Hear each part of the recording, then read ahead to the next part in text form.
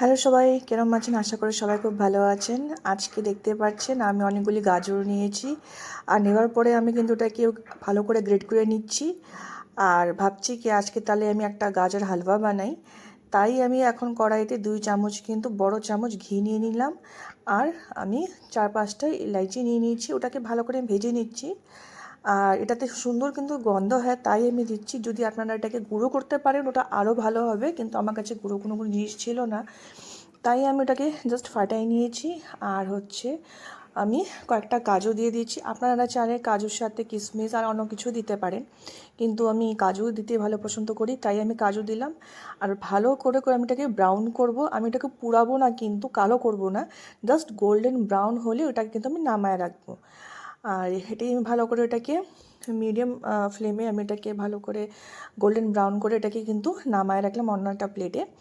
আর এলাচটা কিন্তু আমি নামাইনি, এলাচটা কিন্তু ওখানেই আছে। আর যেটা আমি গাজরটা গ্রেট করে রাখছিলাম, ওই পুরো গাজরটা কিন্তু আমি ঢেলে দিয়েছি। আর এটা কিন্তু আমি ভালো করে এখন ঘি দিয়ে ভাজবো।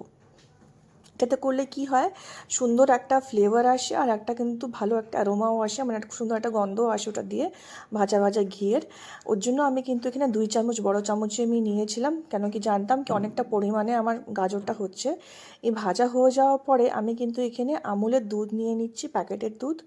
আর এটা কিন্তু আমি পুরোটা ঢেলে দিচ্ছি। আপনারা চাইলে কিন্তু পাউডারের দুধটাকে নিয়ে করতে পারেন। পাউডার দুধটাকে আগে কিন্তু ভালো করে মিশিয়ে নিতে লাগবে জল দিয়ে, পরে দিতে পারবেন। আর আমার কাছে পাউডার দুধ না দিয়ে আমি তাজা দুধটা দিচ্ছি আমুলের। তো এটা দিয়ে কিন্তু আমি ভালো করে এখন এটা কিন্তু নাড়াচাড়া দিব।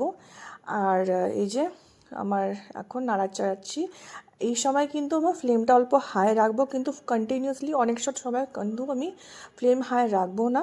এটা আমি এখন ফ্লেমটা হাই রাখছি, কেন কি দুধটা ঠান্ডা ছিল। যদি আপনার দুধটা গরম থাকতো তাও কিন্তু চলতো, আমি দুধটা গরম করতে ভুলে গেছিলাম, তাই আমি ঠান্ডা দুধটা দিয়ে দিয়েছি, ওই জন্য হাই ফ্লেমে রাখছি। আর এটা কিন্তু দেখেন এখন দুধটা কিন্তু গরম হয়ে গেছে। আর এর জন্য আমি কি করবো, এখানে ঢাকনা দিয়ে দেবো।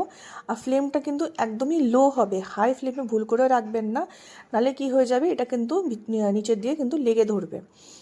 আর ওর জন্য আমি মাঝখানে মাঝখানে পর দেখছি কি জিনিসটা মানে কতটা দুধ টানলো। তো দেখলাম কি না, গাজরটা অনেকটা দুধ টেনে গিয়েছে, গাজরটা নরমও হয়ে আসছে, আটটু হবে। তাই আমি আটটু নাড়াচাড়া দিয়ে, কেন কি যদি দেখছি কি নিচের জন্য না লেগে ধরে, তাই ভালো করে নাড়াচাড়া দিয়ে আমি কিন্তু এখন এটাকে আবার ঢেকে রাখবো। এটা ততক্ষণ ঢাকতে লাগবে যতক্ষণ ধরে গাজর দুধটা না টোটালি মানে শুকায় নেয়। তো এই যে এখন দেখছি অনেকটা দুধ কিন্তু টেনে নিয়েছে। তো এই সময় কিন্তু এই যে আমি আটটু ফ্লেম হাই করে নিয়ে কন্টিনিউয়াসলি কিন্তু আমি এটাকে নাড়াচাড়াবো, কিন্তু যদি না নাড়াই তাহলে কিন্তু ওটা নিচে দিয়ে লেগে ধরবে। তাই আমি কন্টিনিউয়াসলি কিন্তু এটাকে নাড়াচ্ছি। আর ফ্লেমটা কিন্তু এখন আমি হাই করে দিয়েছি। এই যে দুধটা কিন্তু পুরোটা গাজর কিন্তু টেনে নিয়েছে। আর এখন কিন্তু দেখতেই পাচ্ছেন পুরো একদম শুকনো শুকনো হয়ে আসছে। অল্প গাজর কিন্তু তেল তেল ভাবটাও কিন্তু ছাড়ছে। তখনই যখন বুঝবো কি তেল ভাবটা ছাড়ছে, তখনই বোঝা যাবে কি না গাজরটা কিন্তু পুরোটা নরম হয়ে গেছে, এখন কিন্তু রেডি হয়ে গেছে চিনি দেওয়ার জন্য। তাই এখন কিন্তু আমি এটাকে একটু শুকায় নিচ্ছি ভালো করে, তার কিন্তু একদমই জলসা ভাব যেন না থাকে, তাই আমি এটাকে একটু শুকাচ্ছি। আর শুকোনোর পরে কিন্তু এখন আমি কিন্তু চিনি দিচ্ছি।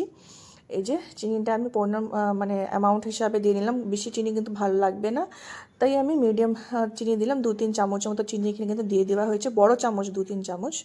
আর এটাকে কিন্তু আমি হাই ফ্লেমে কিন্তু এটাকে ভালো করে আমি এটাকে মিক্স করছি। আর মিক্স করার পরে কিন্তু দেখছি চিনির থেকে কিন্তু গলে নিয়ে জল বেরোচ্ছে, তাই এটাকে আমি ভালো করে আবার এই মানে চিনির জলটাকে কিন্তু সিরাপটাকে কিন্তু শুকাচ্ছি। এটা কিন্তু আমাকে হাই ফ্লেমে করতে লাগবে। আর এই সময় কিন্তু একদমই মানে এটাকে এমনি রাখলে চলবে না, কেন কি যদি আমি এটাকে এমনি রেখে দিই সিরাপটা কিন্তু জমে নিয়ে যে কড়াইয়ের তলাটা কিন্তু ধরে যাবে, যেটা কিন্তু টেস্ট একদম বরবাদ করে দিবে। ওর জন্য কিন্তু কন্টিনিউয়াসলি আমাকে এটাকে কিন্তু নাড়াতেই লাগবে।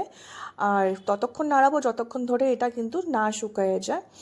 এই যে এটা চিনির জলটা কিন্তু অনেকক্ষণ ধরে শুকাচ্ছে। আর শুকানোর পর আমি দেখছি কি আমি যে ভাজা কাজুটা রেখে দিয়েছিলাম, ওই কাজুটা কিন্তু এই সময় দিয়ে দিব। আপনারা যদি অন্য কিছু ভাজা ড্রাই ফ্রুটস থাকে তখন এই সময় দিতে পারেন। তো আমি কিন্তু এখন ভালো করে এটাকে মিক্স করে দিচ্ছি, তাকে যেন এটা কাজুটা অল্প নরম নরম হয়ে যায়। লাস্টের দিকে দিলে কিন্তু কাজুটা অল্প শক্ত থেকে যাবে। এই যে আমার কিন্তু এখন অনেকটা হয়ে আসছে। মানে অলমোস্ট ডান বলে 2-3 মিনিট কিন্তু আটটু নাড়াচাড়া দিলে কিন্তু আমার এটা কিন্তু কমপ্লিট হয়ে যাবে। এই চিনি সিরাপটা কিন্তু খালি আমাকে শুকোতে লাগছে। আর ভালো করে এটা চিনি কিন্তু এখন পুরা গাজরের মধ্যে ঢুকিয়ে গেছে।